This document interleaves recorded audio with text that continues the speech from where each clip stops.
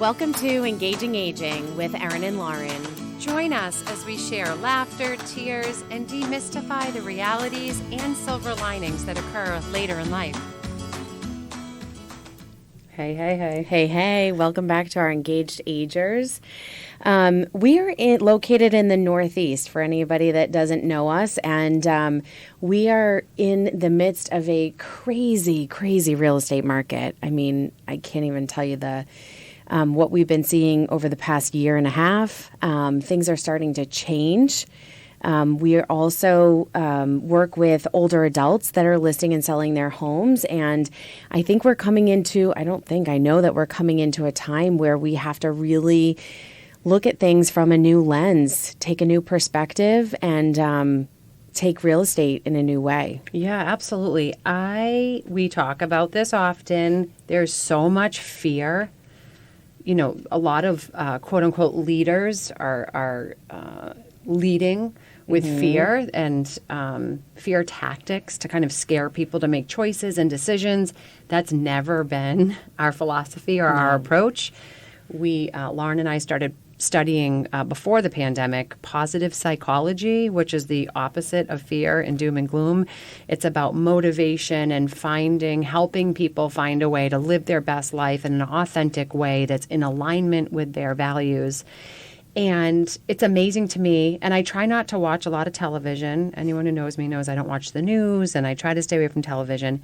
But I can't get away from these advertisements like, you know, we'll buy your decrepit home, and we'll take care of all of your pain, and just, you know, interest rates are going up. Buyers aren't going to be there anymore. Sell your house now. Yeah, it's ridiculous. Everything just seems so pressured and rushed. And for our mature sellers, they're already usually in some sort of pressure, rushed environment where they feel like they have to make a change due to a recent diagnosis or some changes in their life.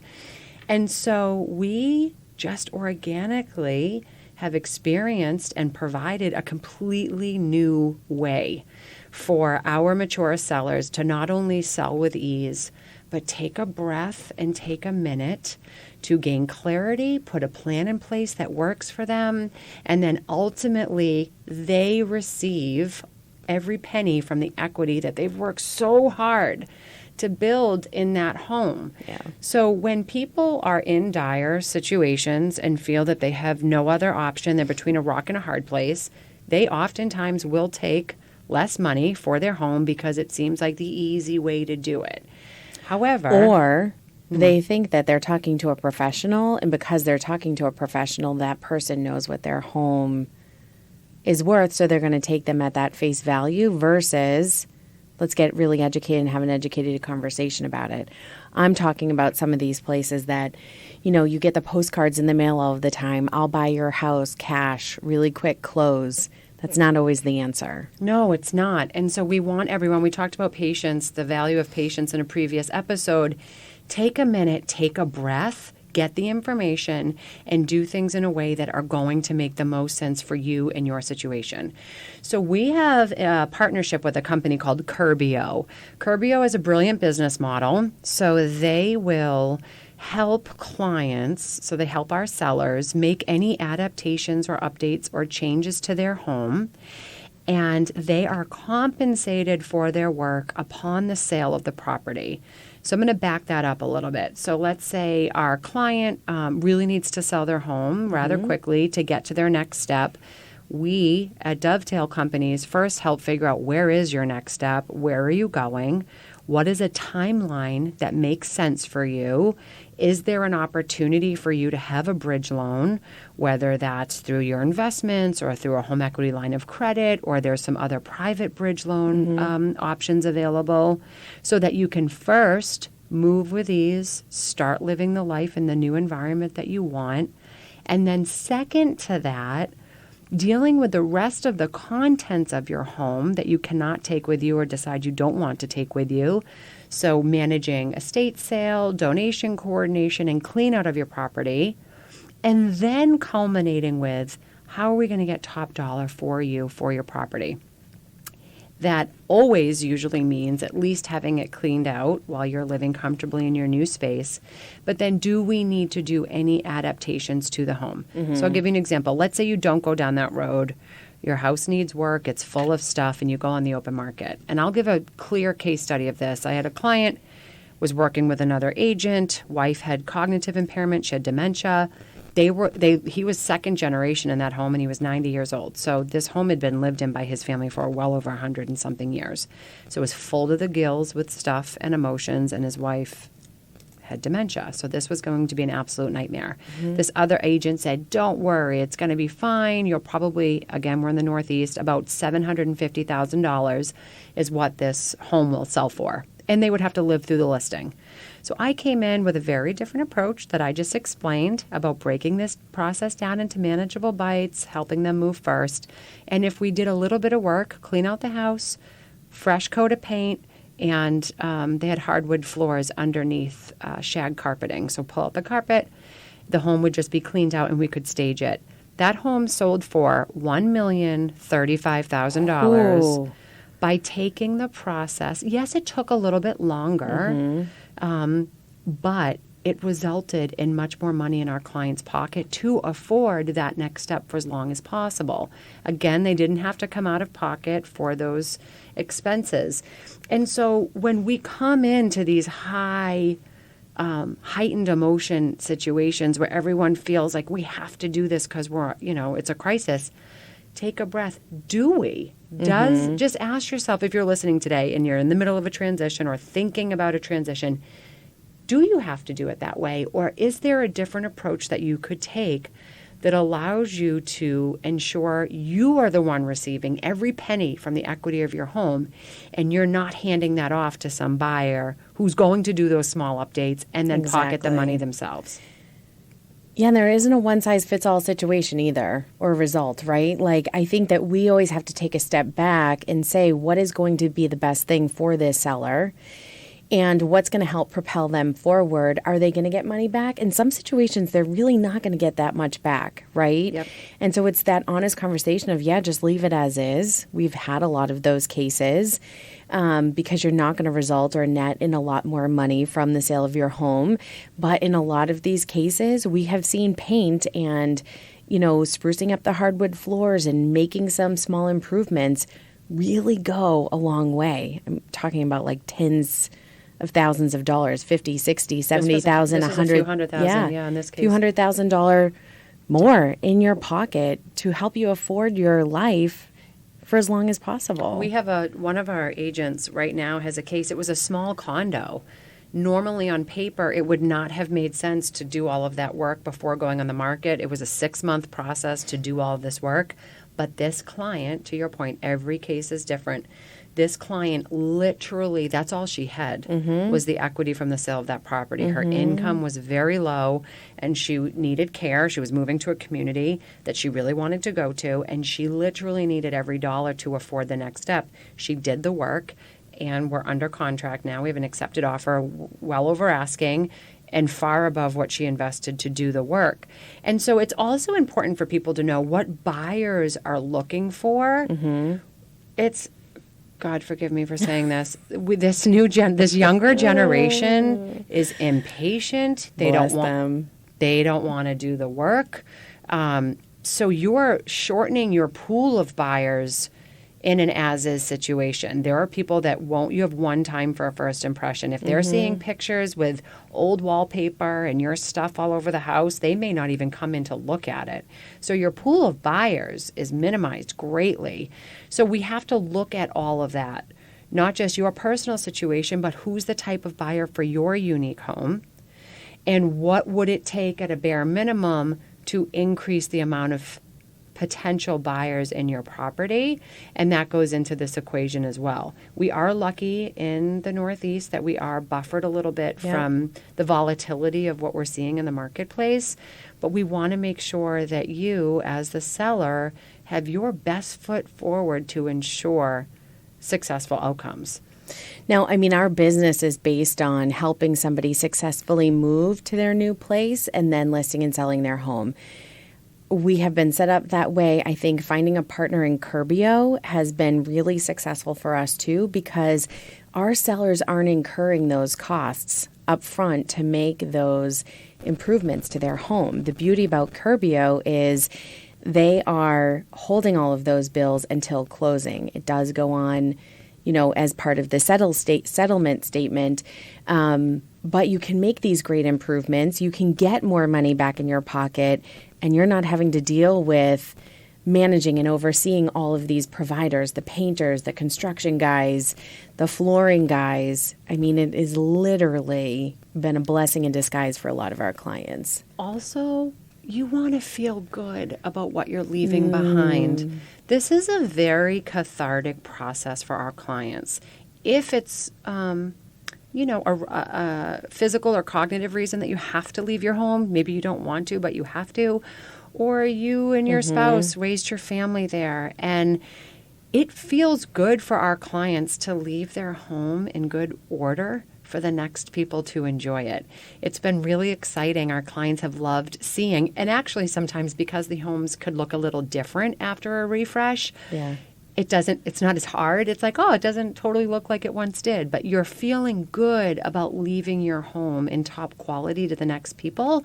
Not just financially it feels good, but emotionally it does. Sometimes there may be some embarrassment, or, if you weren't able to upkeep it well, it's, I love that you brought that up, because I had a seller and we made some improvements, and she looked at me and she goes, "This is everything that I've always wanted to do with my home." So you are right on point to say she felt so incredibly good to have that closure and to give that next family exactly what she always wanted in that home, but she couldn't do it for so many other reasons.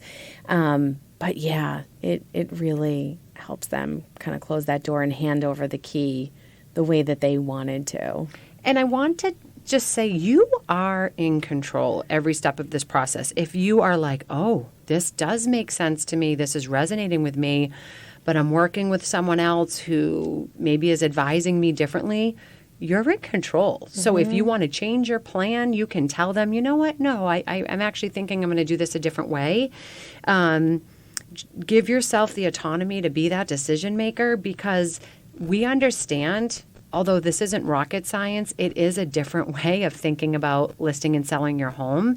One thing we didn't talk about is a pre-listing home inspection. We do advise that a lot for our mature sellers. If you had a spouse that always managed the maintenance and upkeep of your property and you're not sure the condition of certain things in the home, but also it takes away some of the negotiating power from the buyers.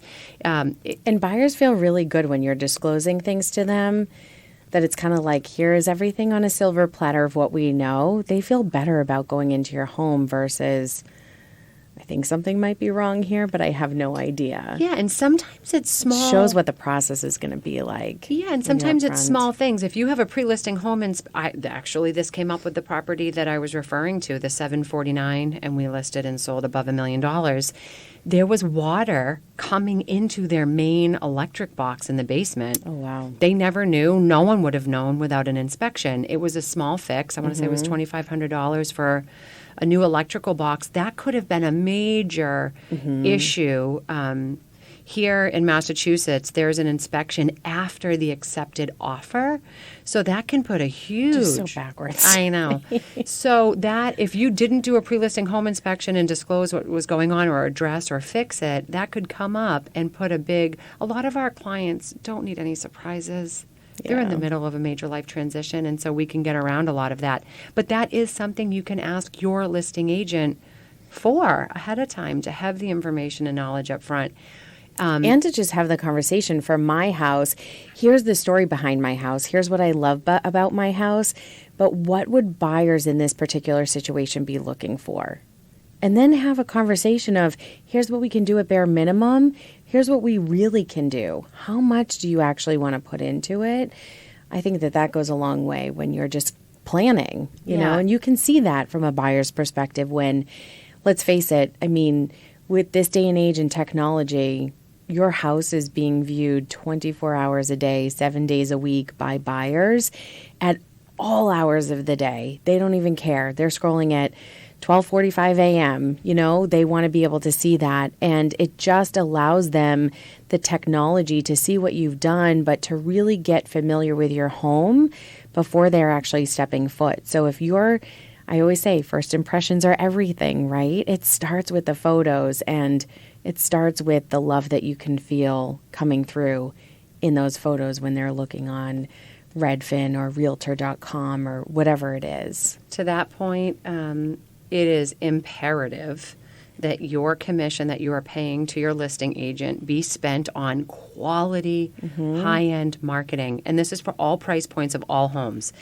You mean the cell phone pictures that I see all of the time or terrible angles are not a good way of showcasing someone's home for sale? Everyone, to all of our mature sellers and engaged agers who are listening to this podcast, you absolutely need professional photography, virtual tours, professional floor plans. Your buyers are looking online, like Lauren said, and when you are up against other homes for sale that have a better marketing package, you are coming out behind the gate.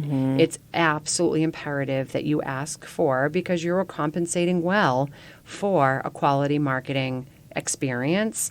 There's more that goes into that, and we're happy to answer any questions anyone may have on what you should be asking your agent for.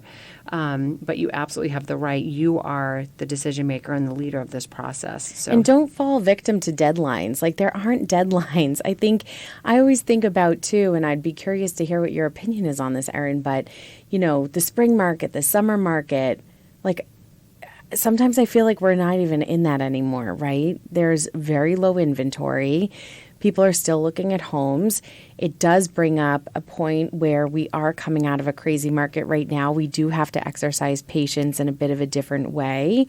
One, to prepare our house properly, but two, it might take a little bit more time to actually sell it and getting under agreement just because of what's happening out there, but educating yourself and doing everything that you possibly can, I think at the end of the day is going to help you feel I've done everything that I possibly can. And it takes one right person to want my house. And sometimes it does take that patience of it too. It's not going to happen overnight. Julie Ford, who's our director of real estate services, always says you need to put yourself at the center of this equation and not the market. So to Lauren's point, spring market, fall market, again, we're buffered here in the Northeast. Your home, it could be the week, this happened last year, it could be the week of Christmas, and you're the only home on the market and inventory was already low.